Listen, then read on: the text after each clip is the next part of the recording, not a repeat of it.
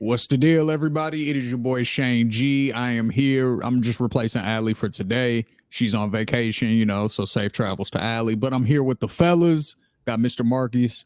I got Eric G in the building. This is Bar Exam. What's up, fellas? What up, though? So, we fresh off Thanksgiving. It's getting ready to be the end of the year. So we're going to wrap up the year. We're going to give y'all some top 10 lists. Just our opinion.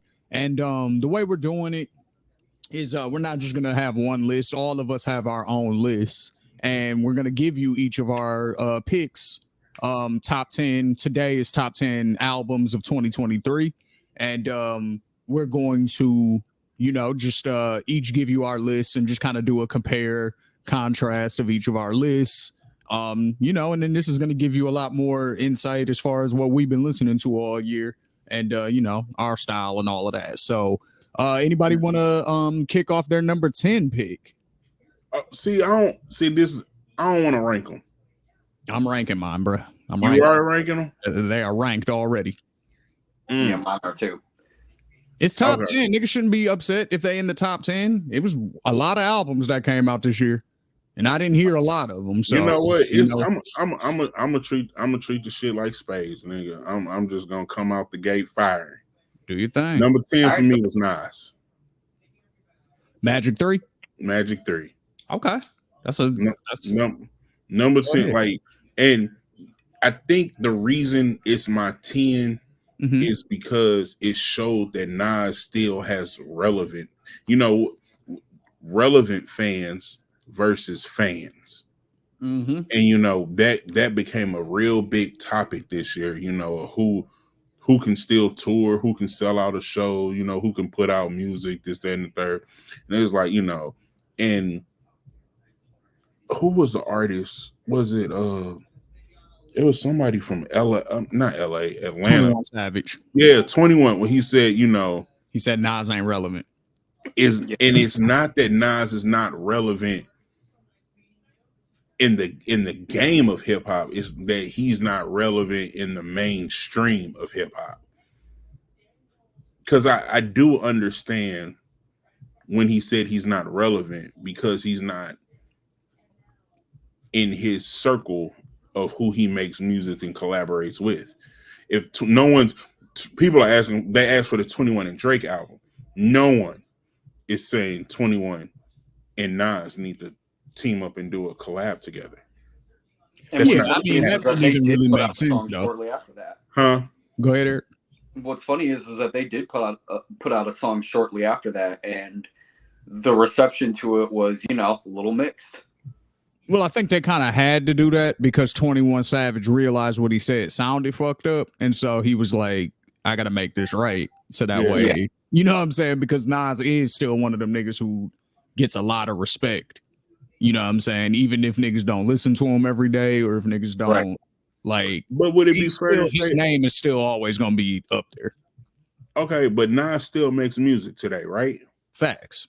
Okay, so if the context was different, if you said LL Cool J is not relevant to hip hop today, that's facts. He's an actor. That's accurate, right? You know what I'm saying?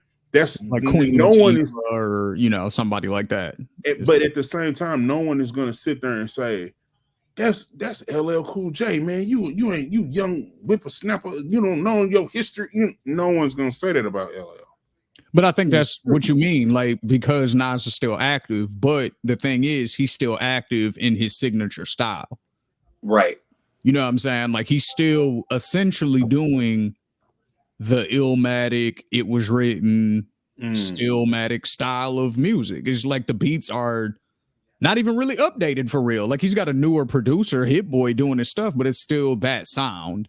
So he's staying to his signature sound. I think for 21 Savage to think of Nas to be relevant, he needs to go be rapping on like Metro Boomin beats or some shit and rapping about trapping and killing niggas. You know what I'm saying? Like, he has to basically get on that modern wave in order to be relevant, quote unquote. And that's not what older niggas really are supposed to be doing. You know what I'm saying? So I think that's kind of the disconnect. It's like the shit that we would consider relevant is not the music Nas is gonna make at 50 years old. I can see that. You feel me? So, Yeah. Eric, Yeah. who's your number 10, bro? Huh? Who's your number 10?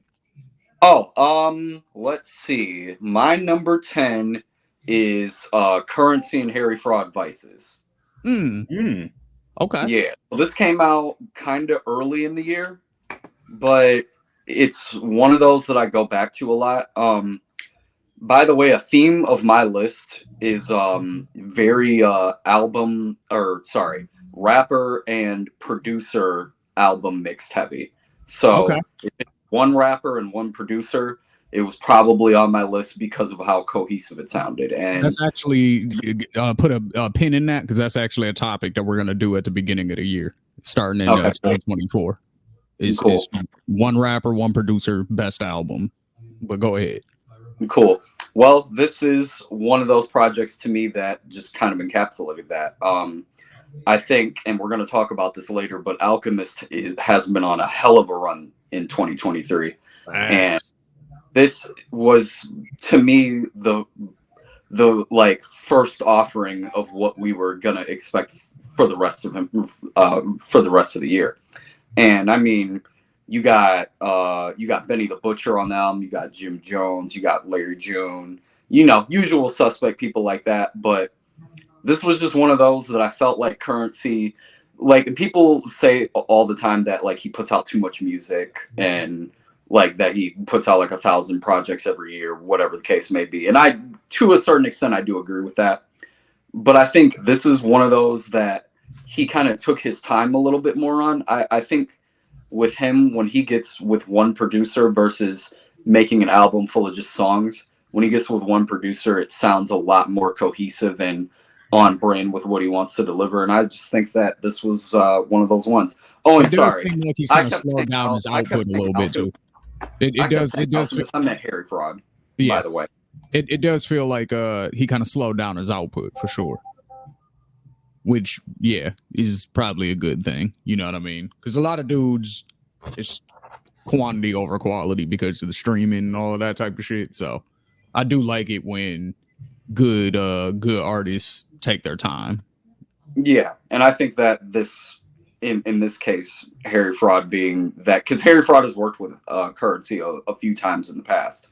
So I think in this case, he's just able to take that and make that into his own and really craft out a really great project out of that. That's what's up.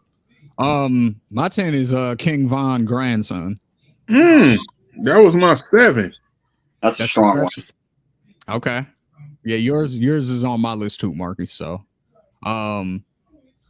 but yeah, man, I mean, it's just probably my favorite joint on here is probably Real Oppie, him and G Herbo. Because that's what I like hearing from Von. You know what I mean? I like hearing the gangster killer street shit. You know what I mean? Just the pure ignorance, the drilling of ops. That's what I like hearing from Von. So, you're getting that on that track. Marcus, you've said this before about Von. He's a really good storyteller, especially from a younger perspective, because a lot of dudes don't really do that no more. Yeah. So there's definitely more of that on this album. And, unfortunately, this probably being the last project we'll ever hear from him, aside from maybe a guest verse here and there that might be out there. But other than that, it's probably the last body of work we're going to get. So this is my number 10. Nope. I know you didn't mean you said body of work. I mean, you know what I mean. I know. I know. I know. Like when I heard it, like that's what I knew you didn't mean. I knew. Yeah, excuse the pun, y'all. You know what I'm saying? Yeah. Marcus, who's your number 9? So I actually I put this on the list knowing that I didn't listen to the whole album. Okay. Knowing that. Okay. But I did listen to the song so much that I felt like it had to be on my list. And that was Lil Uzi Vert, Pink Tape. Okay. Wow. Like, yeah, that's surprising. I did not. That's very surprising.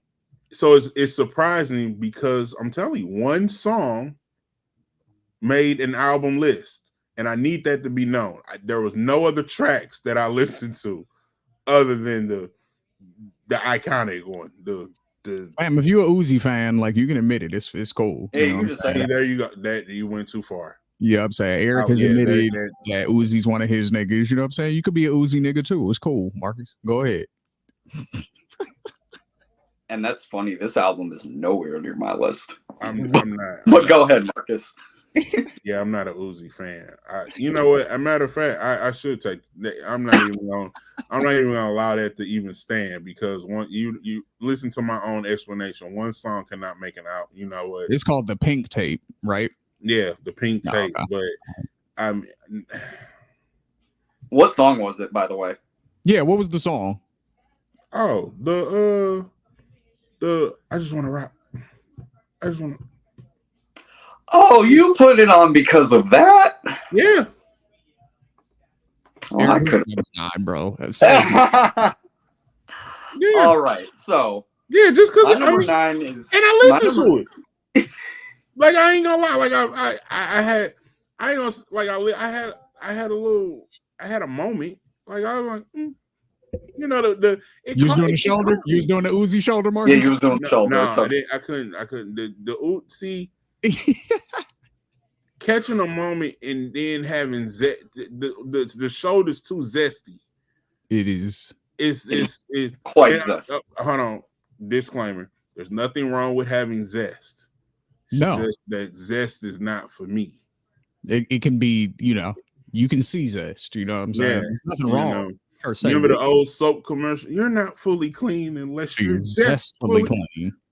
I use Dove. I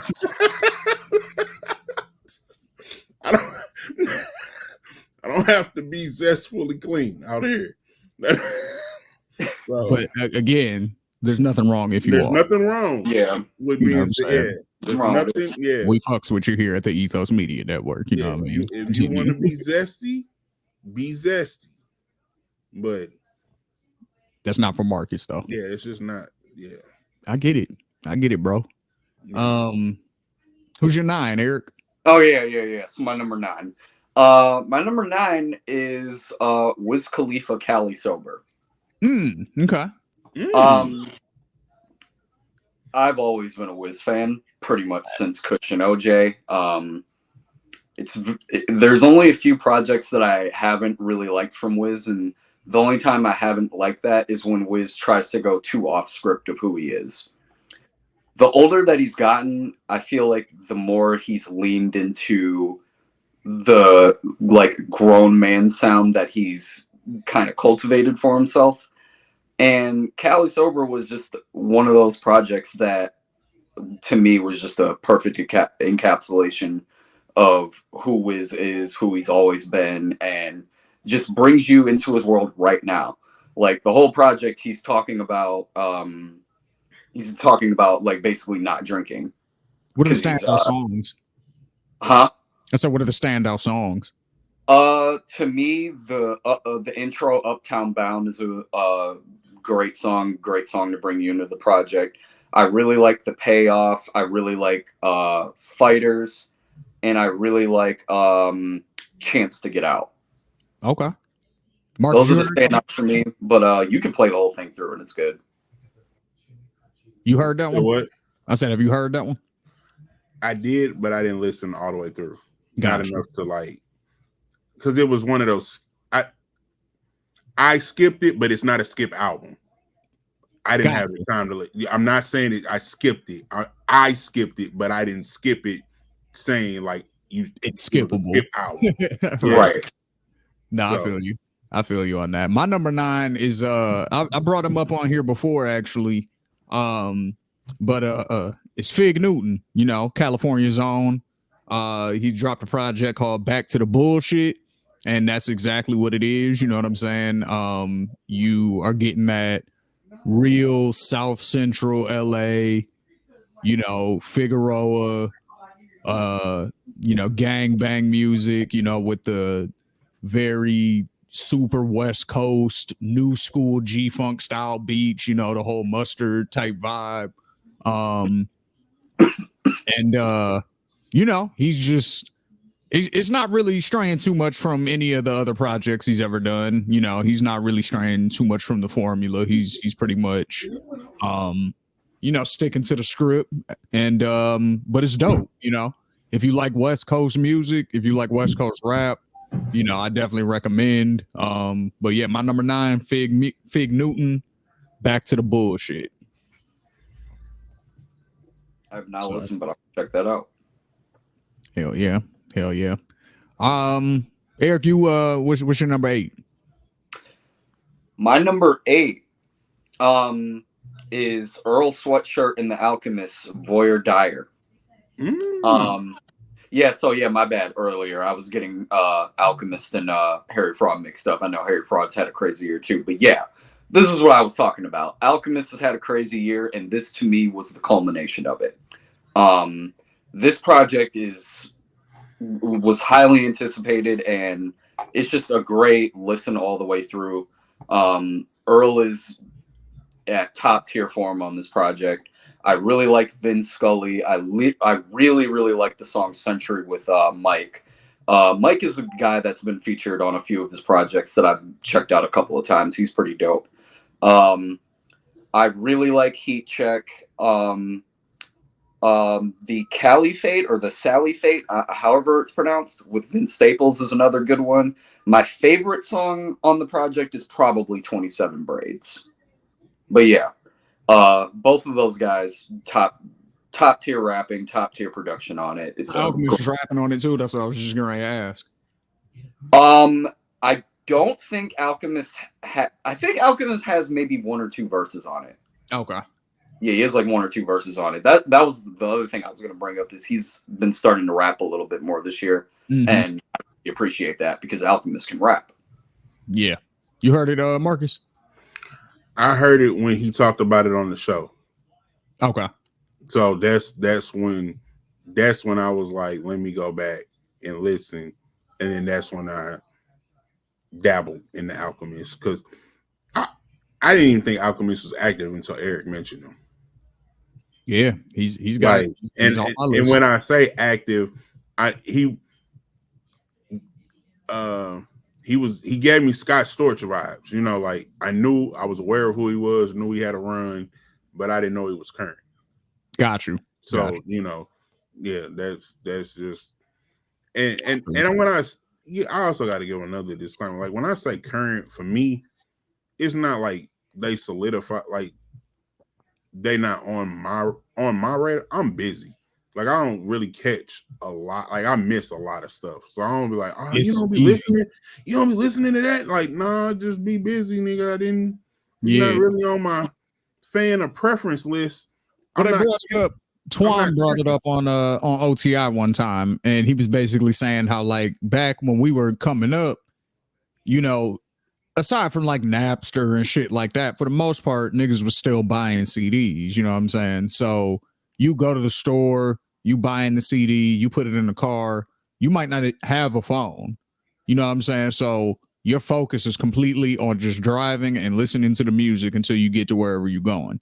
Whereas now, the thing that you listen to all of your music from has everything else on it too. So it's so easy to get distracted from listening to music and pull up YouTube or start texting somebody, or you get a phone call or whatever. You know what I mean? So it's like, you know, like even when you do listen to music, it's like the focus isn't really there. So like if you got time to listen to some music, you're more than likely going to go to some shit you know you like versus trying some new shit. Because you're like, I only got, you know what I'm saying, 20 minutes to really listen to music for right now. So I got to make sure that the shit I like is what's getting played. So, you know what I mean? We just had more time back then to really deep dive into what we was listening to. This is a real quick off topic. Off topic subject. Do you think concerts and things should be like phone free experiences? Just to talk about what you just said, to be more about the music, to be more in tune to what's going on, less distracted. And the reason I said that is because recently we went to a Chappelle show and you had to put your phone in I got the motherfucking bag over there because I stole that bitch because that's all you could get out of there, bitch. But it's like a little Yoder bag and it just blocks your cell phone service from being used. Yeah. But the experience of why he explained and why he did it, and we were there at the, I don't even have a picture from that night because I never took my phone out the case. But I remember it and I made a memory. So I was like, that's true. But in comedy, that's also sort of just an excuse. Because in comedy, what it really is, the real reason is because they do the same show until they do their special. They're working their material at every tour stop that they're on, basically. You know what I'm saying? So it's not the final show that we see when it comes out on Netflix or HBO or whatever, but they've been doing that same show at every city. So what happens is if you allow people to record that and then they post it on the internet, you run the risk of the next city hearing those jokes.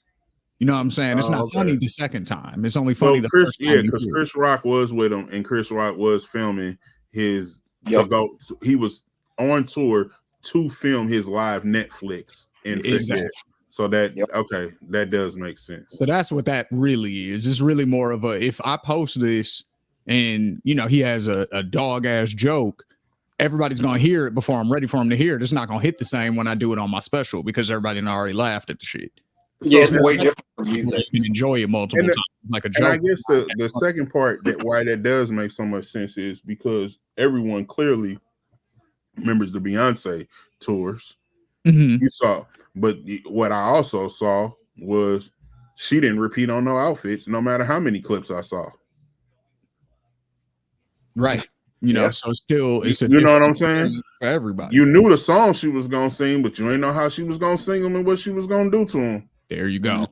There you go. In every city. You're not doing that with comedy. It's the same shit. I feel you know what I'm saying? So, but yeah, okay. That was just my real quick. But speaking of comedy and speaking of funny, my number 8 has a pretty funny rapper in it. You know what I'm saying? He's not known for comedy per se, but he is a funny nigga. And this would be Lil Wayne and 2 Chainz. Welcome to Collard Grove. That just dropped though. It just dropped. You are absolutely correct. So that's why it's high up on the list. That's why it's number 8. Like it might be, had it dropped earlier in the year and I had more time to sit with it, maybe it'd be number 3 or 4, but because it just came out, it saved the list though. Like I told you, if it wasn't for the last few weeks, I wouldn't have had a top 10. But it's only on my list. It's not even on my list. I only heard the one song because is he dissing Birdman? Is he like I had it on my list to listen to because of the one song. He was taking shot. He definitely sounds like it. I'm not gonna front. So, and now obviously this is a long album and I haven't had time to like sit with it, you know what I mean, and like nothing like that. But there's definitely a couple joints on here. Big Diamonds is the one that we're speaking about where he is potentially allegedly dissing Birdman. But G6 is dope, Precious dope, Long Story Short is dope, Millions From Now is dope. They've got Oprah and Gail. Oprah and Gail is crazy. That's my favorite song on the project. Yeah, Oprah and Gail is nuts with Benny the Butcher on there. Oh my god. They all went crazy. They all went crazy on that bitch. So yeah, shout out. I'm a big Fab fan, so PPA, that one's so there's plenty of bangers. I mean, there's 21 joints on here. You know what I'm saying? So, even if you only like half the album, you're getting an album's worth of good music on there. You know what I mean? So, and for today's standards, you know what I'm saying? Albums only be 10, 11 songs. Like, so, right. Marcus, who's your number 8? So my number 8 is I love all things Memphis. Okay. Everything. So Moneybagg Yo, Hard to Love.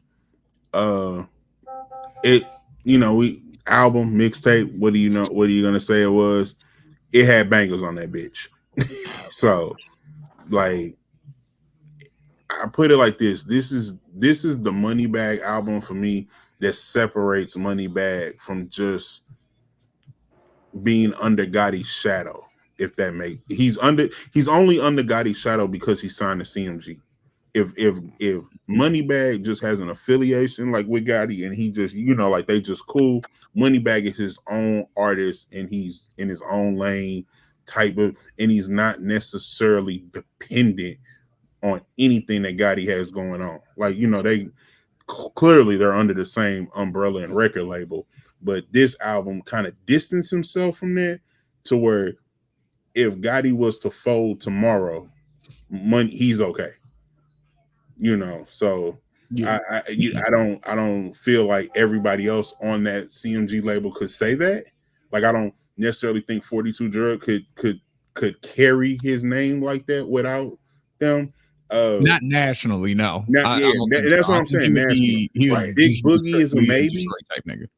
Like, Big Boogie is a maybe, but I also feel as if he's also more kind of like the baby, you know. He's on the team. He can either make it or break it. You don't really know that he's gonna be like okay and be good. Whereas Moneybagg, oh yeah, I feel like he's already out of here. Yeah, you know, he's solidified. out. Yeah, and it's some songs on there like it. You know, the ratcheter the better. You know, Is Ocean Spray on that album? Is who? The song Ocean Spray, is that song on that album? I love that song. Yes. Yeah, I love that. So Ocean Spray, and then bruh.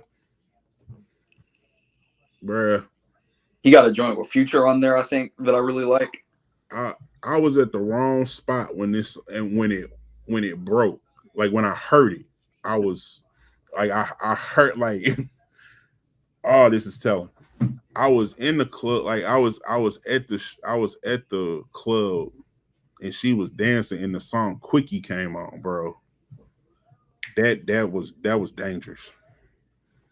Like, I think I threw 100 ones just to that song. I think I had a whole stack of one. I think just like in that little streaming, like, hey. That song was dangerous.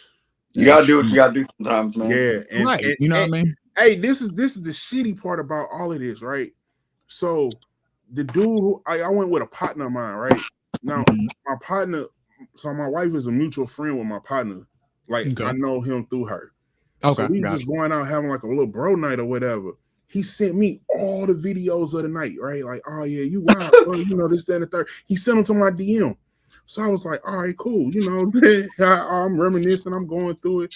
I'm like, oh, yeah, it's a cool little night. I get home. You had a good time last night, huh? I'm like, well, oh, yeah, it was cool. It wasn't nothing. You know, I'm playing it off like real cool. I'm like, oh, yeah, no, it wasn't nothing. Oh, no, I seen the one on the blue all over you. And then her friend came, and then you. And like, you can't hear the music, but you can just see me. And Quickie was one of the songs, bro. And I was like, how did you even see these videos? Like, how did you even see what was going on? Because he sent them to me, and I'm like, hey, you sent these to her? She like, and I said, he sent these to you? She was like, no, they on his story. But I was like, bro, you posted all of these. He told my man, there don't be nobody on my Snap. I said, but my wife. Right. Nigga. He was like, when we leave the house, it's Las Vegas, nigga. What you doing? He was like, oh man, I forgot she followed me. My bad, bro. You gotta remember that. Like, she wasn't tripping. She know it wasn't a bad, it's a laughable moment. But I was like, bro, what are you doing? It'd be like that, man. But yeah, Quickie, too hard. That's when I heard Quickie, and then that's when, that was a dangerous song. Yeah, but that song did make the list. I mean, that album did make the list. No doubt. Well, I'm taking that in the opposite direction. Okay. You know, you talking about being around the ladies, having a good time. You know what I'm saying? My number 7 album is Danny Brown and JPEG Mafia, Scaring the Hoes. Now Danny Brown is he has a few different moods, I would say, when he raps. Okay. So there's like real turned up hype, you know, ready to party, just did a bunch of drugs, Danny Brown. There's reflecting on his upbringing before he made it to rap, Danny Brown. And then there's here's everything I've been dealing with since I've been a rapper, Danny Brown, right? So Scaring the Hoes is more of the turn up, do drugs, Danny Brown. So it's just very energetic. The beats are wild, like they're not anything that you'll hear on anybody else that raps albums. They're very like EDM influenced. They're real sample heavy, but they're like obscure samples that a lot of people like. They're not R&B and like, you know, classic rock samples or nothing that you would normally hear on hip hop records. They're like samples of like violin records and just like random shit. You know what I mean? That they a lot of use to jazz make these too. beats up. Yeah, a lot of like old jazz, like the freeform jazz though, not like no Kenny G. So type like shit. going back digging in crates type shit. Exactly. Yeah. Exactly. And now all of his albums, he kind of has another one that you can sort of compare it to. So this album is very similar to his Atrocity Exhibition album, which funny enough was also mostly produced by Alchemist. But that came out a few years back. But this album reminds me a lot of that one. But as we get into my list, Danny Brown dropped another project this year, and it reminds me of a different one. So I'll get into that a little bit later. But that's my number 7. Eric, you heard that one? Did you hear Scaring the Hoes at all? It's on my list. We'll get to it. Oh, okay, for sure. Who wanna Cool. go next? My number 7 is we already discussed it. Magic 3 by Nas. Okay. I'll just briefly mention a few of my favorite songs. I really like Never Die with Lil Wayne. I thought Lil Wayne got the better of Nas on that song, but I do still really like that song. I think I may have said on here that he smoked him. I may have been over exaggerating when I said that, but that's I'm glad that you acknowledge that. You know what I mean? Yeah. I do agree with you that Wayne got the better of him though. I will give you that. But yes, Smoke was crazy. It was. It was. I'm over gonna stop you right there, Eric. I don't think Smoke was crazy. I think Smoke was crazy. It was we had been waiting so long to hear anything from Wayne, anything new, and like when you were almost starving for it. So when he came out, he did smoke him. It was like a ludicrous. It just didn't age well. I feel like I think when it dropped though, a lot of people said that he got smoked. So I feel you on that. I just don't think it aged well. Like you can't go back and be like, oh, yeah. You mean like, huh? Like that comment? You mean? Yeah. Well, yeah. Like okay. the comment, it didn't age well. But in that moment when it dropped, yes, in agreement, he got smoked, but not now. What is it, November 28th? No. Yeah, like looking back as a reflection on that record, it's like, yes, he does have the better verse, but smoking him, no. Yeah, that's. But let's see what else. I like Superhero Status. I really like Blue Bentley. I liked Pretty Young Girl. I also liked I Love This Feeling. Yeah, this was actually to me the best Magic out of the 3 that he dropped. I think the third is the best one. So Nas's run over the last 5-6 years has been incredible to me. Like, all diseases were fire, and all 3 Magics were fire. I'm like, you got 6.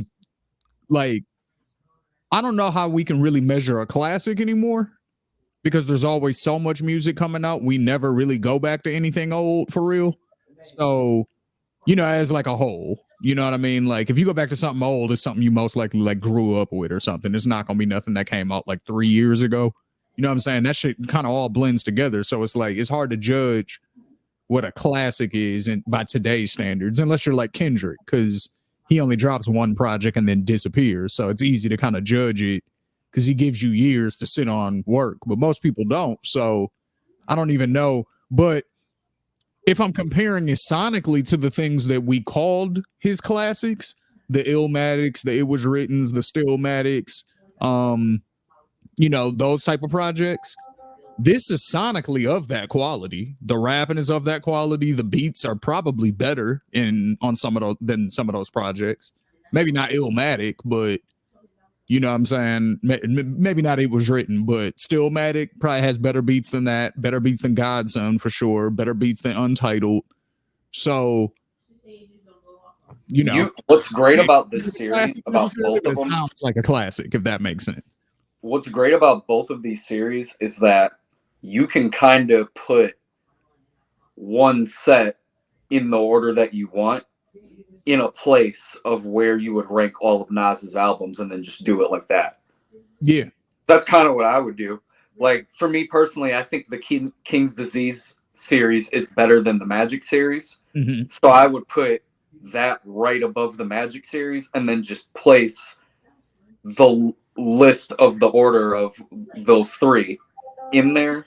And then they would just be in the slots of, like, I would just put I see what you're saying. The whole, and then just put to the side like 3, 2, and 1, or 2, 1, and 3, whatever the case may be. Yeah. And then I would just rank all of Nas's albums, though. Like, they would all have their own individual slot. It would be like Illmatic, right. It Was Written, King's Disease, and then next to that, you would have how you rank it. Exactly. I got you. Marcus, you told us your number 7. Say it again. You told us your number 7. No. So this was I was listening to this album, listening to see how he was gonna bounce back, and that was Glaucoma 2 by Key Glock. And okay. I really wanted to see where he was artistically, and I guess you can't really say mentally because you still fucked up. But I wanted to see if this was a throwaway project or if he was really working some shit out, and it was pleasantly surprised that it was both. He was working some shit out, and it was still artistic, and it was still a good album. It wasn't no throwaway album. It was it was classic Key Glock, and it still had the Dolph influences in it, and I wasn't disappointed. Good. Yeah. I really wanted to put that album on my list. It is really good. It was nice, and I agree with you. I was pleasantly surprised too. He was banging out in the whip. And so anybody familiar with Memphis? There's Don Trip Starlito, like the whole 4-bar, going back and forth. That was Key Glock and Dolph did that a lot. So when Dolph wasn't there, like I didn't know if Key Glock was gonna be able. Survive is not the right word, but if he was gonna be able to carry an album, and he was. Yeah, and I was, like I said, pleasantly surprised that he didn't like just kind of fade away, knowing that my creative process and how I used to do things and all of that, I got to relearn it. Right. No, I feel it. Double back, Marcus. What's your number 6? Oh, let me go back to my list.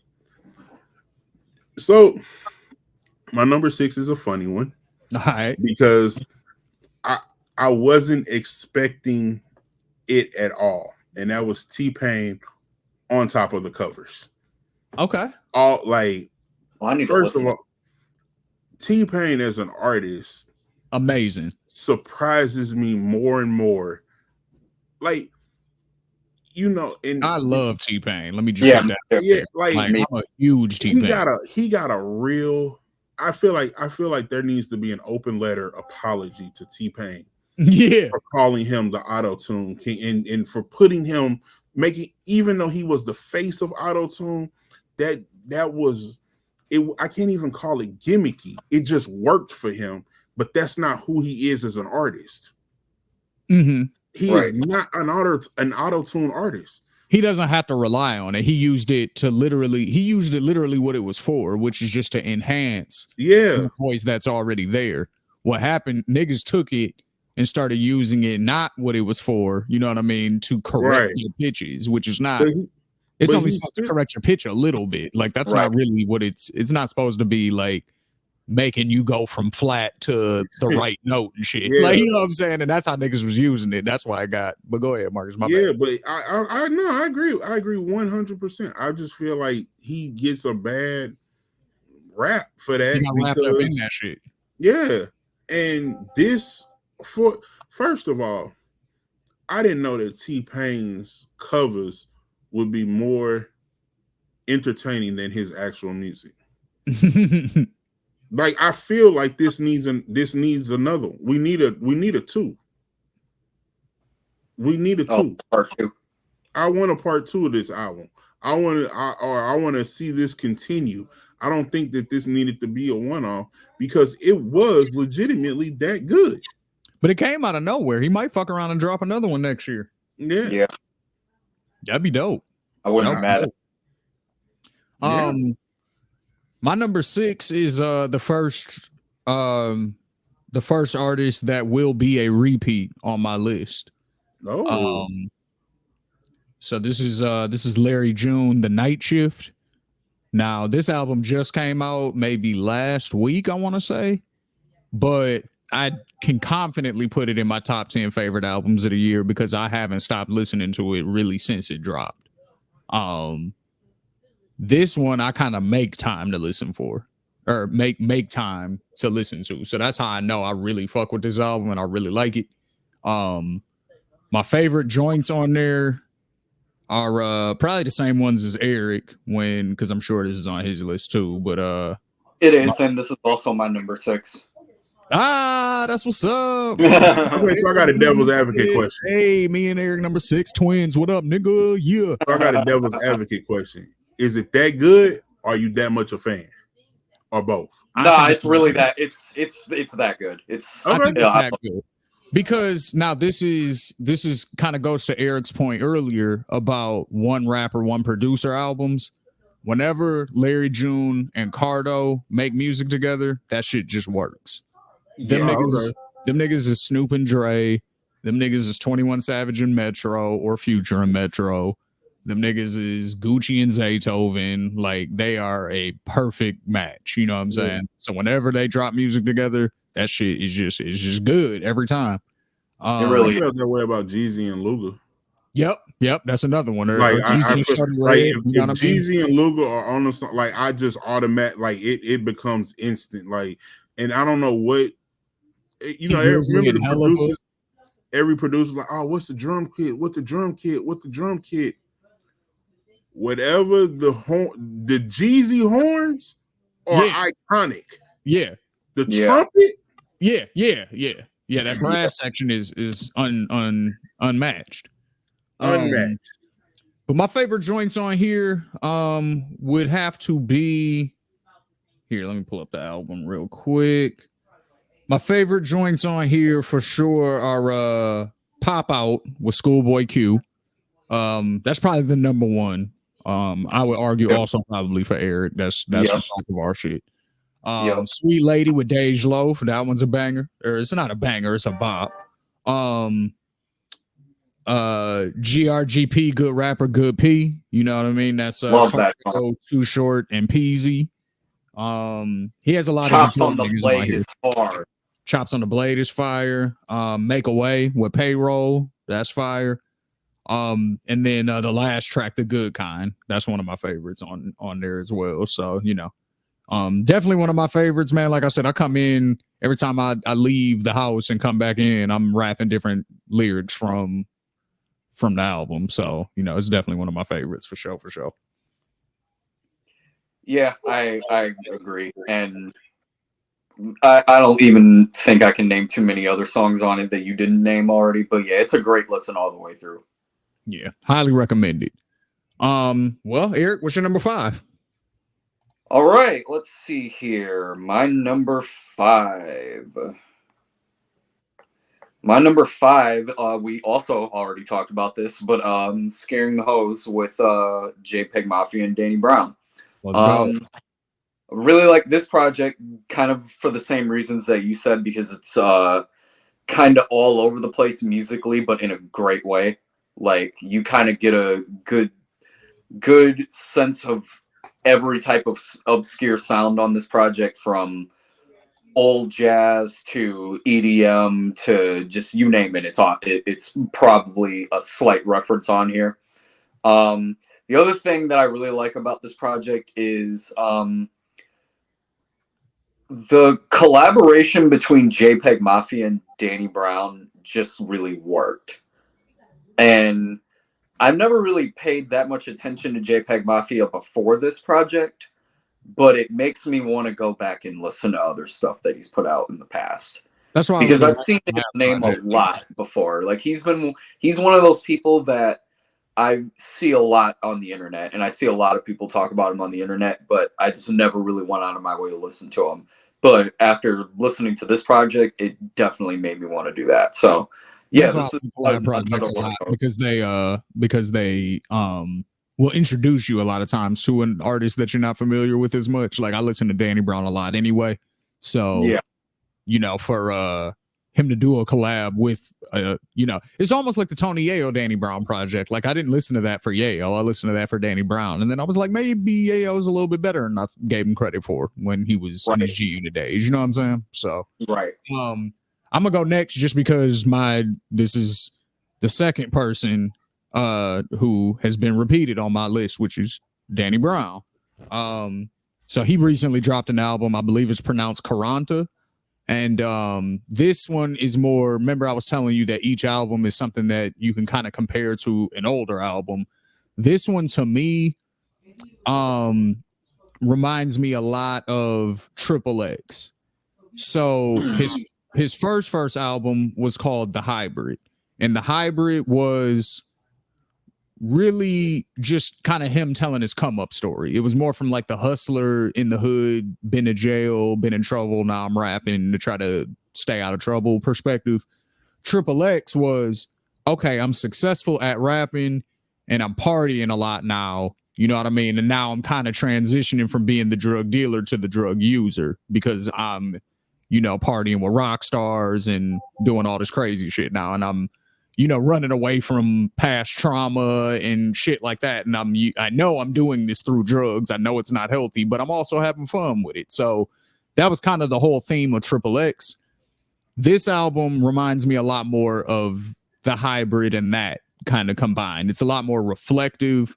It's a lot more, you know, he's talking about, you know, being poor and, you know, coming up in Detroit. You know, it's more of that side again. Versus, like we said, you know, Scaring the Hoes is completely the opposite. It's just party, you know, doing drugs, turning up. This is very much the opposite of that. This is very subdued. It's very, you know, it's a calm album. Like this is an album you could probably listen to in the morning, whereas Scaring the Hoes is purely a nighttime getting ready to go out album. So I fucks with it. Yeah, for sure.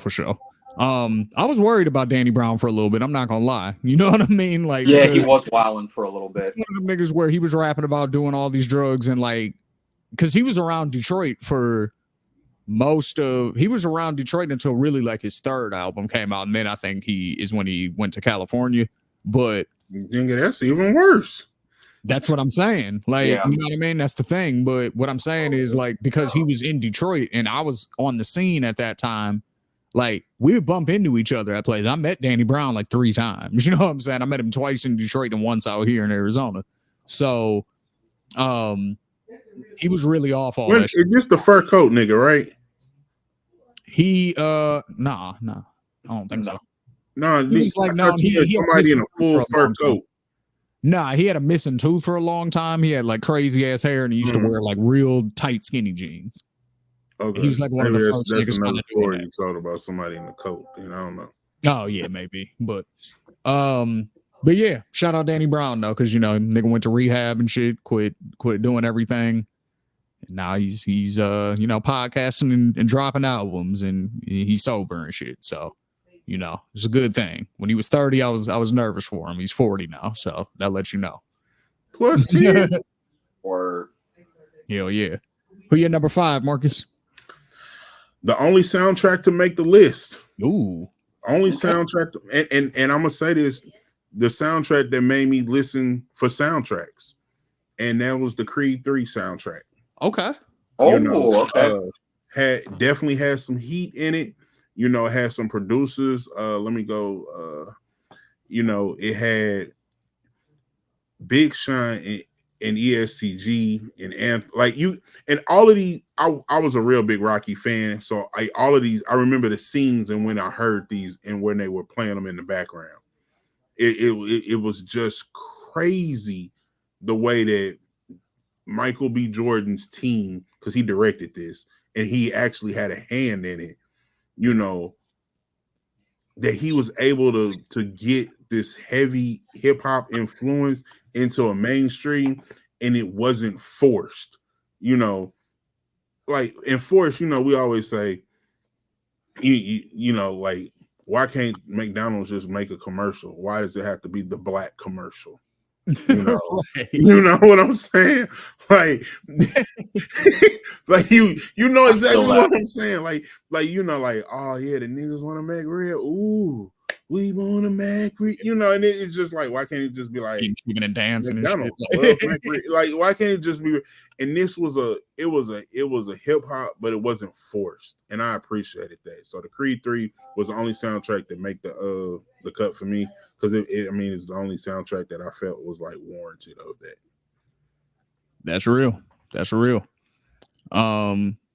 My number 4 is already been spoken about, so it's just Nas Magic 3. Okay. Both of y'all have already said everything that I would want to say about it. Incredible album. One of y'all can go. All right. My number 4. This is when we start getting into the albums that I pretty much play like all the time. My number 4 is Summer's Mine by Babyface Ray. Okay. Babyface Ray is he's one of my favorite artists, like just of today's standards. And I just like him because he talks about getting fly all the time. That's his thing.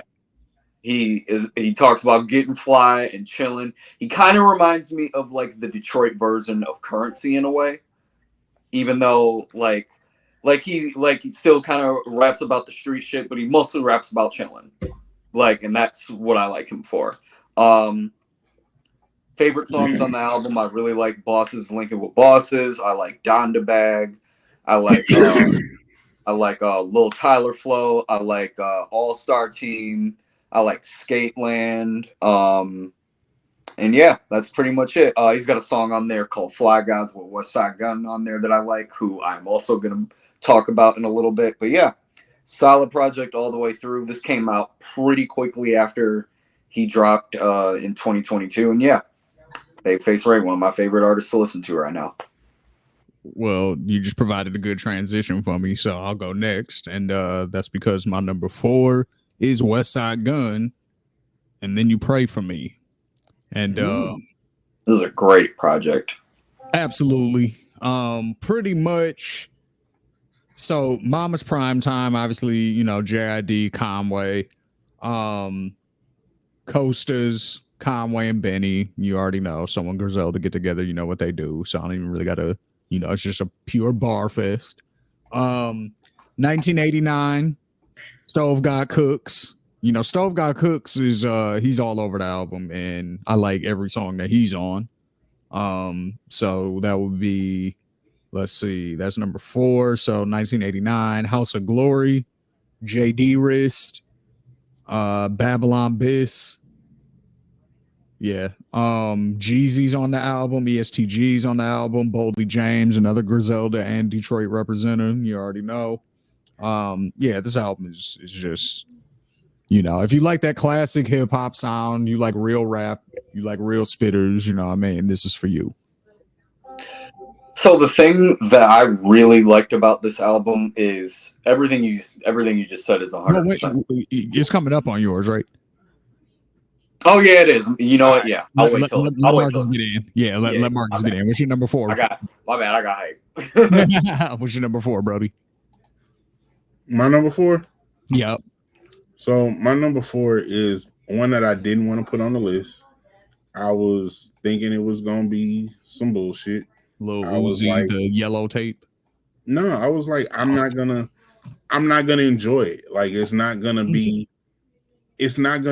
what I was used to. And I had to eat those words, and it was too good to be true, Rick Ross.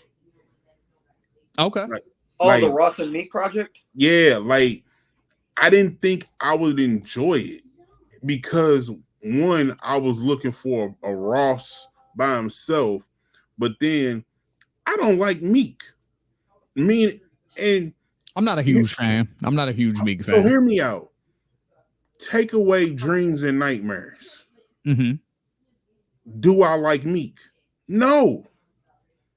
I like a couple songs. I like wait a minute. Y'all thought I was it's the shit. same cadence. It's always I like that. I like House Party. House Party was dope. And I liked what was the song? Oh, I'm a Boss. I liked I'm a Boss. Okay, three songs out of his career though.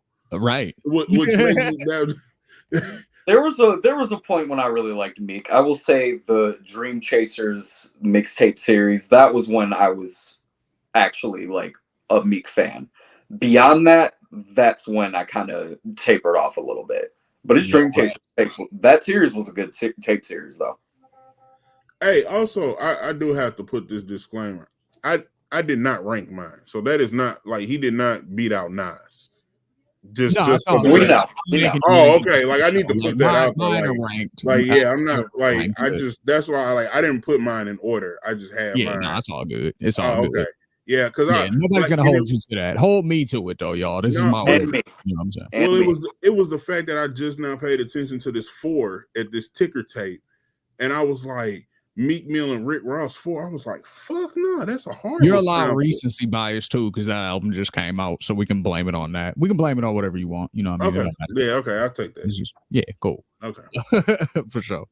All right, Eric. Number. Wait, are we on number 3? Yeah, we're on number 3. Sorry, yeah, I messed up. That was we're on number 3 now. My number 3 was Westside Gun. So here you go. Yeah, so my number 3 is also Westside Gun, and then right. So yeah, everything that you said about this album is true. And the other thing there's 2 specific things that I want to mention that I really liked about this project. Number 1, he took a different approach to this project, and I feel like somewhere like halfway through the album, there's like a point where most of it feels like a normal Griselda project. Then about like halfway through the album, it completely goes left field and like turns into like a mixtape basically. And the reason I mention this is because he brings in DJ Drama, Don Cannon, Trapaholics, DJ Swamp Izzo, and DJ Holiday on tracks. And they're all just sprinkled in throughout these random songs on the project. Their tags are on the project. And it just he really made it feel like a mixtape. And I just really appreciated that he did that, because I hadn't heard somebody do something like that in a really long time. So I just really appreciated that fact, because it was so to me it was so unorthodox for Westside Gun to do, because he normally doesn't step too outside of his field like that. So for him to go and do that, and for it to still sound as cohesive as it did, I really appreciated that. And then kind of to go along with that, he also picked features that kind of fit with the trappier beats that he chose, like the ESTGs. He has Denzel Curry on a record. He has, like you said, Shane Jeezy on a record. So I just really appreciated that when he went towards like a different sound, that it still really fit who he was, but also like the grabbing of different DJs like that and throwing their tags on where like it would fit in like these types of sounds. Like I just hadn't heard something like that in a really long time, and I really appreciated it. Hell yeah. Marcus, who's your number 3? One that you already know was coming. Yo Gotti, DJ Drama, the mixtape. I respect it. Like I I'm a Gotti fan. So I'm a Gotti stan. Like Gotti can do no wrong. Like I was thinking this was gonna be a classic like a Cocaine Music. And it was heat. It wasn't mid, but it didn't live up to my standard, but my standard was also I was looking for something of iconic, and it took me back. It just didn't keep me there. You know, it was cool, but it wasn't like I'm it's in my favorites. There are still, you know, CM6 is probably still top of the list, you know, but it just it didn't go where I wanted it to go, but I was still happy to see it in 2023. I feel it. Yeah, man. Like, I'm happy to, whenever I see anybody who, like, I had mixtapes of theirs when I was in high school riding around, you know what I'm saying? Because I had a Yo Gotti mixtape my junior year. That was the first time I ever heard them. And it was a drama mixtape. I remember that was probably Cocaine Music too. Probably, like, because he was dissing 3 6 Mafia on it. Oh yeah. So that was the first one that I had ever heard, and I was bumping that shit. You know what I'm saying? So, you know, I'm happy for anybody that came out in that era that's still, you know, out here doing their thing for sure. Yeah, shout out to DJ Drama. He's on another crazy resurgence. That's a fact. I was more happy for Drama and less happy for like Gotti. Yeah, because it's hard as a mixtape DJ. It's like, what is your lane in 2023? Like, that was clear in the 2000s what your lane was. It was to get niggas hot. All you had to do was throw a drama tag on a nigga's mixtape, and you were gonna listen to it at least once to see if the nigga was worthy of being on a drama tape. Like, that was the name power that DJ Drama or that's the only reason I ever listened to Asher Roth. I would have never listened to a Asher Roth song. If his first song was I Love College, I would have never listened to this nigga. But because he had the Green Room mixtape with Cannon, and I was like, oh, let me listen to this nigga. Cannon put out a mixtape. It wasn't Asher Roth put out a mixtape. It was Cannon put out a mixtape. Let me listen to it. And it happened to be Asher Roth. And I was like, oh, this nigga's kind of nice. Like, you know, and then all the other shit came out. And I was like, nah, he raps better than this. Like, this isn't really who, you know what I mean? So shout out to all the DJs for sure.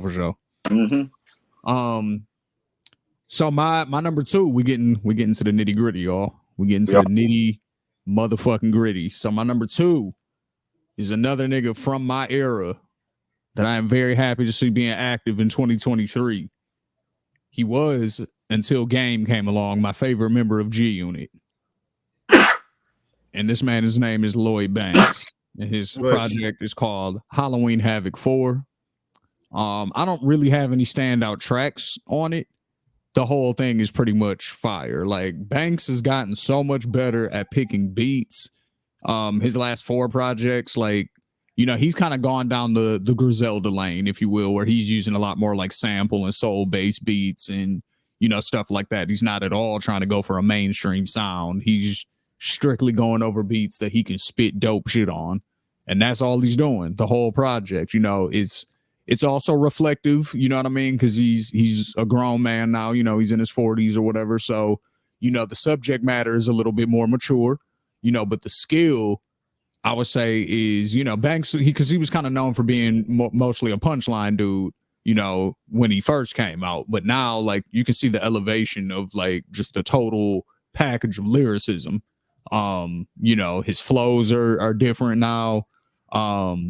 You know, he's still punching for sure, but, you know, he's doing it in a more clever, unique way. You know, you can just tell he's found himself as an artist over the years, and he's not just doing, you know, kind of like the standard lyricist thing, which is you come out doing punchlines first and then you kind of find your flow later. Like, he finally, I think, found his flow.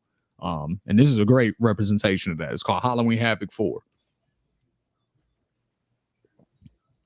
Eric, you heard it. What you think? I agree. I was about to put this project on my list, if it wouldn't have came out as recent as it did, like because I think it came out within the past last week or something. I think it came out on Halloween. Yeah, I think if I hadn't heard it in the past week, then I would have put it on my list. But I only heard it when you heard it, basically, when we were both in the car. So I really only started listening to this album within the past week. But yeah, I agree. I love the way that Banks has matured and the way that he just has confidently known who he was for this whole time, but just elevated that throughout the music. And like I told you in the car, when we kept going through tracks, I'm like, this nigga's ears for beats is incredible. Yeah. Has been for forever now, but it really showcases when he's able to stand out on his own like that. Yeah, that's what I mean. Like, there's a difference between this Banks and Hunger for More. Like, a lot of people love the Hunger for More, but I think a lot of that is kind of nostalgia based because those beats, a lot of them, like not all of them, but a lot of those beats are it's a time capsule. Like you can listen to it and you're like, this shit came out in the early 2000s. Like you can hear it. Like, you know what I'm saying? Whereas this shit could have came out in the 90s. This shit could have came out now. This shit could have came out. This is timeless Banks. You know what I mean? Yeah. So, which one of y'all want to do number 2? So I'm gonna do my 2 and 1 just for the simple fact the 2 I haven't listened to. Okay. It's on my list, but we already talked about it. That was the 2 Chainz and Lil Wayne project. Okay, that's my 2. You know what? I'm gonna hold the 1. That was my 2. We've already talked about it, but my 1 is my 1. Like it's in order. Okay. Yeah, I'm gonna hold up. Yeah, I'm gonna go toe to toe with y'all on the 1. All right, for sure. Eric, who's your number 2? All right, my number 2. This is probably going to be controversial because I have a bet that neither of you have probably listened to this album, but it is A Gift and a Curse by Gunna. What? Yeah, bro, you're alone on that one. Yeah. So yeah, I'm not a street guy. So so you okay with it? From the streets. I have family members and all that's from the streets. So, you know, I respect everything that comes with that. And, you know, I move myself according to that. That being said, that was not going to deter me from listening to this album because I was a huge Gunna fan before all of this happened. And I personally really wanted to hear if the music was still going to be just as good without the music industry connections that he had before, you know, his name got a little smeared throughout the industry in the past year. And yeah, I can say confidently that not only did he prove to me that he didn't need those other producers to continue to be as good of an artist as he is without that, but he's probably better now than he was before because he's hungrier now, and you can hear it all throughout the project. I know you're probably never going to hear it, neither of you, but just saying, if you did hear it, you would be able to tell because the rapping, it's everything that you did like from Gunna before all this happened. It's everything that you liked from him, but it's him coming from a place of, I want to tell my story and I want to actually give you more than just the swag bars. But the rapping is still top tier. The beats are still top tier. Everything that you would have liked about Gunna before is elevated on this project. And the fact that he did it without any music industry help, without any features also, is just a testament to how talented he is as an artist.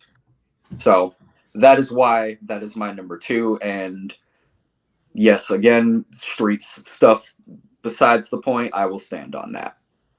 I mean, he kind of proved that that doesn't really matter anymore. Like, yeah, so, once he sold out those shows, are crazy. He's doing shows.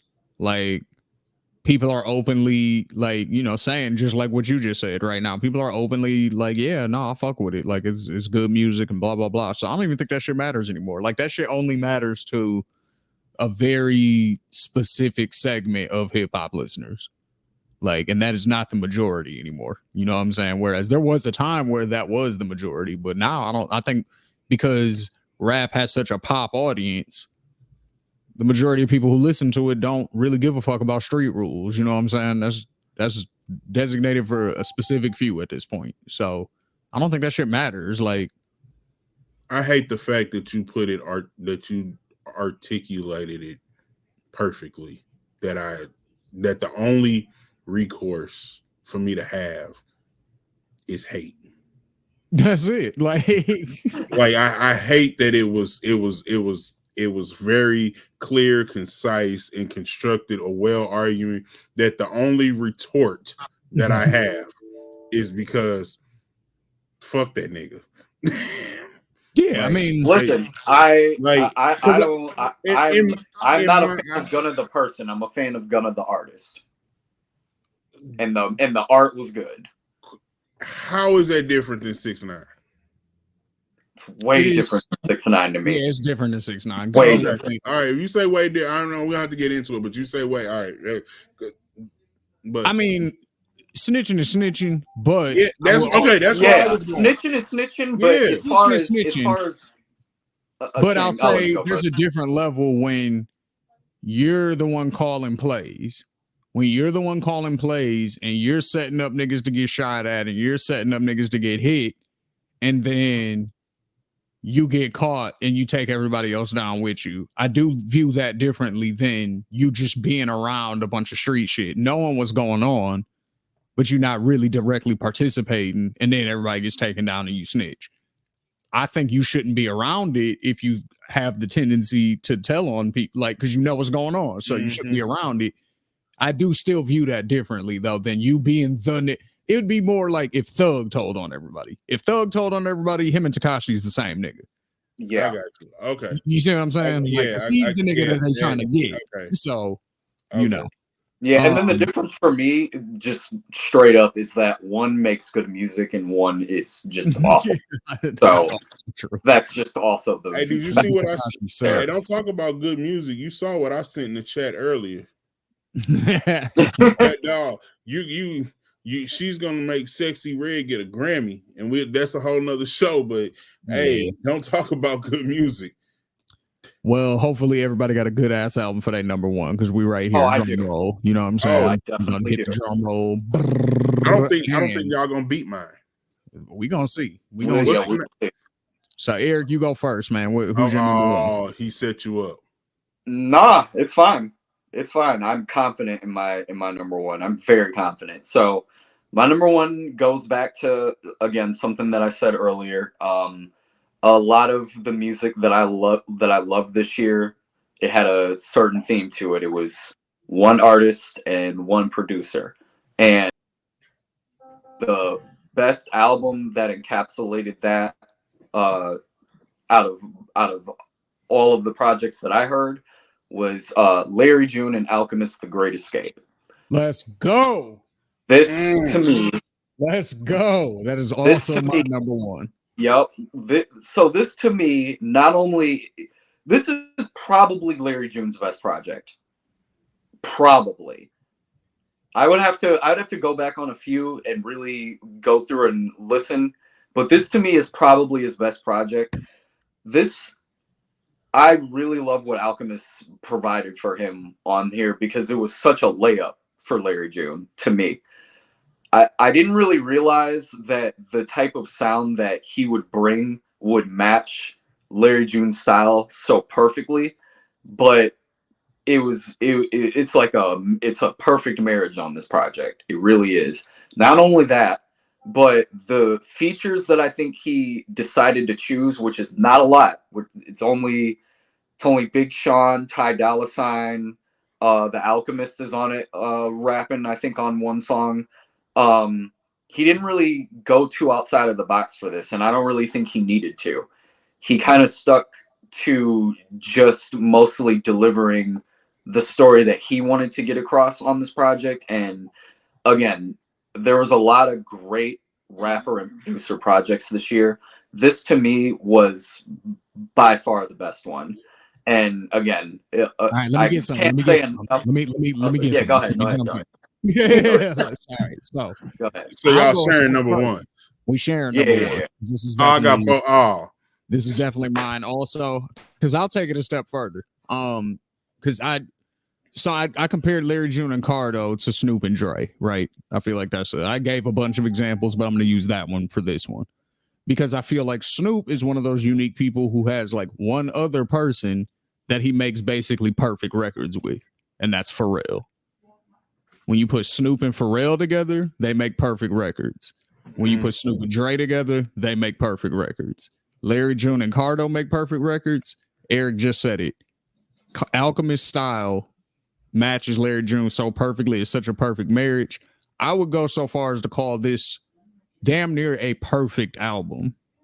Not because the lyrics are overly impressive or anything, not because the flows are overly complicated or overly impressive, but what he does on each beat is perfect for each beat, if that makes sense.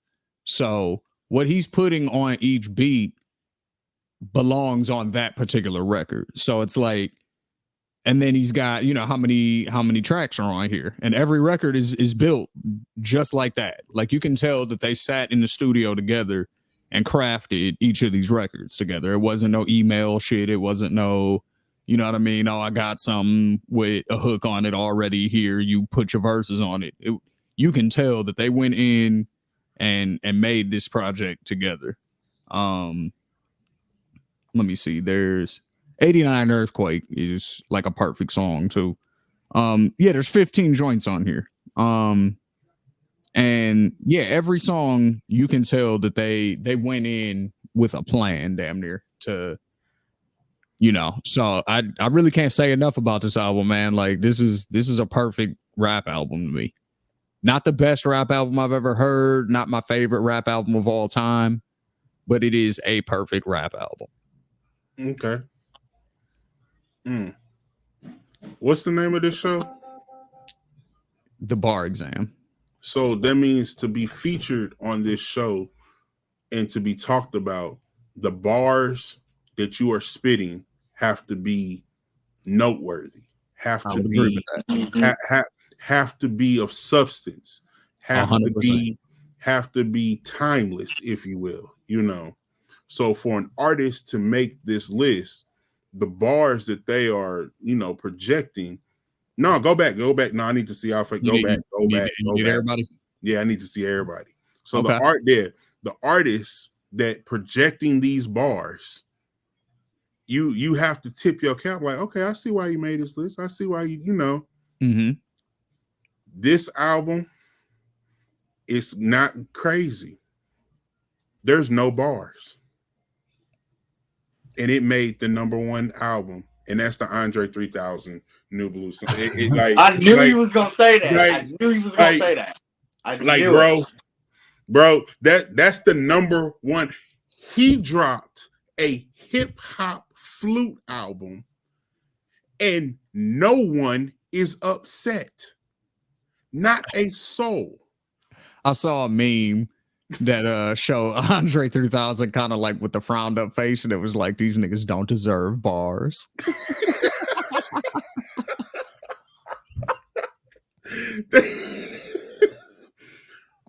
Bro, do you understand what has happened?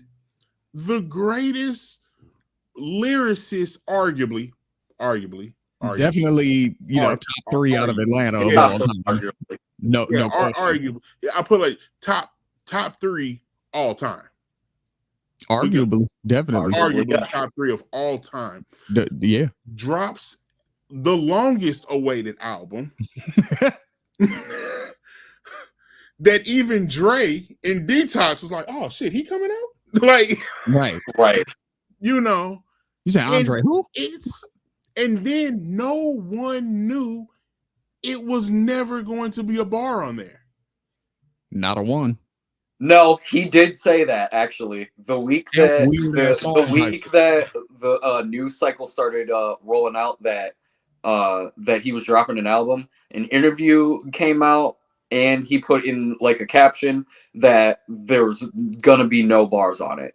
And I think like on the album cover, I think there's like a disclaimer that says there are no bars on this album or something like that. I heard him talk about the disclaimer in the album art, but that was because I caught his interview on NPR. Yeah, that's what it was. But at the same time, bro, you dropped an instrumental track that was not this. I legit. Can I just read some of the names of these songs real quick? Oh yeah, go ahead. This is greatest song names ever. The first song is called "I Swear I Really Wanted to Make a Rap Album." The second song is called "The Slang Word Pussy Rolls Off the Tongue" with. Oh, I can't even read the rest of it. It doesn't. I'm gonna have to pull it up somewhere separate because that's crazy. And it's the pop. Every time you gotta do this when you. I gotta pull that shit up. Hold up. Like I'm gonna listen to that album. I'm gonna do it. So So to be fair, I most times listen to albums in the car because you know that's the most zen place that I can listen to shit. So on YouTube, they got on this. We got the little thing hooked up to the TV. I play Rain at night to go to sleep, like on the screen, like it has those 12 hours of Rain or whatever. Yeah, I know what you mean. Yeah. So I played the Andre 3000, bruh. I was out like a light. I was so peaceful. It worked, bro. And I'm not disappointed. It worked. Like, first, do you know how comfortable and at peace in life you have to be to enjoy the flute? Okay, I got it now, y'all. All right, I do. And you know, I will say this: he's not just playing the flute; he's really living by the flute. And when I say that, that's he be all over the world. Listen to his, like I said, I listened to his NPR interview, and he was coached by some world or master flute player, because he was talking about different things and what with the flute. I didn't know that the flute was the second instrument of all time. Everyone had a drum, and then the second musical instrument in all cultures all around the world was the flute. Which is something I didn't know. There's different kinds of flutes, but you can make anything out of a drum. You can beat on something. The first one I would assume would be a drum. Yeah, the first one is a drum, but the second instrument is a flute, and I never knew that. And he has all these different kinds of flutes. All right, so number one, I swear I really wanted to make a rap album, but this is literally The Way the Wind Blew Me this time. That's the name of the first song. Track 2. The slang word pussy rolls off the tongue with far better ease than the proper word vagina. Do you agree? Third track. That night in Hawaii when I turned into a panther and started making these low register purring tones that I couldn't control. Shit was wild. Oh, he was off the drugs. Track 4. Bipolar disorder's daughter wears a 3000 button down embroidered. I don't even know what that means. Bipolar disorder's daughter wears a 3000 button down embroidered. Okay. Bipolar. Okay. Yeah, bipolar disorder, bipolar. Yeah. Okay, I got it. Track 5, 93 Till Infinity and Beyonce. That's cool. That's actually a cool title. Yeah. Cool. Number 6, Gandhi, Dalai Lama, Your Lord and Savior Jesus Christ, Bundy, Jeffrey Dahmer, and John Wayne Gacy. No, that's the one. No, just to put that in proper context, people. Gandhi, Dalai Lama, Your Lord and Savior Jesus Christ. Obviously, those are all deities of different religions. I would Bundy, like to, Jeffrey Dahmer, John Wayne Gacy are all serial killers. Leave this up. I would like to. I'm sorry. I would like to take away this pick of mine as the number one album for not having bars and not spitting it. I apologize. There are more bars in his song titles than artists in the list. This is nuts. This is nuts. He went There are crazy. more bars in the Number song titles. Number 7, ants to you, gods to who. Right, that's fire. Hey, And smoke. then number 8, dreams once buried beneath the dungeon floor slowly sprout unto undying gardens. Now, Yo. knowing Andre 3000, he probably has actual like meanings for all of this shit, I would imagine. Yeah. For sure. You know what I'm saying? Like, because the first thing that popped into my head, dreams once buried beneath the dungeon floor, his first like crew that he was with outside of Outkast obviously was the Dungeon Family. So I'm like, huh. So now I'm thinking about all the other titles. I'm like, there's probably hidden meanings behind all that shit. Like, Hey, you know when it's really cold outside and you know that wind like breaks through your coat depending on what kind of coat you have. yeah. And like, and then you That's walk and worse. your scully or beanie ain't coming. You go and you're like, "Whoo, shit!" You know, it'd be real quick. You know, you had that moment to yourself. Yeah. I feel like Erykah Badu had that same moment when she heard this. Probably. Like, yep. He was like, "Woo, The black magic strikes Yeah. again. Got Like, him. that boy You already doing what I taught him." Like, Well, yeah. Well, y'all. So that was the fellas of Bar Exam's top 10 albums of 2023. Do y'all agree with any of our lists? What albums do we leave out that y'all will put in? What would you I take out of mean, ours? Yeah. Who would you take out? You know, any of our shit whack? You know, let us know. You know what I'm saying? And check out all the other episodes of everything else that we got dropping. You know, it's something on the network dropping every day. So just check it out. You know, check out our clips playlist, you know, so that way, you know, if you don't got time to listen for a full hour and a half, it's all good. We got you on the bite-sized clips, you know what I'm saying? 5 to 10 minutes. We got you. But Mr. Marcus TV, Eric G, Shane G, this is Bar Exam. This is Ethos Media Network, and we will catch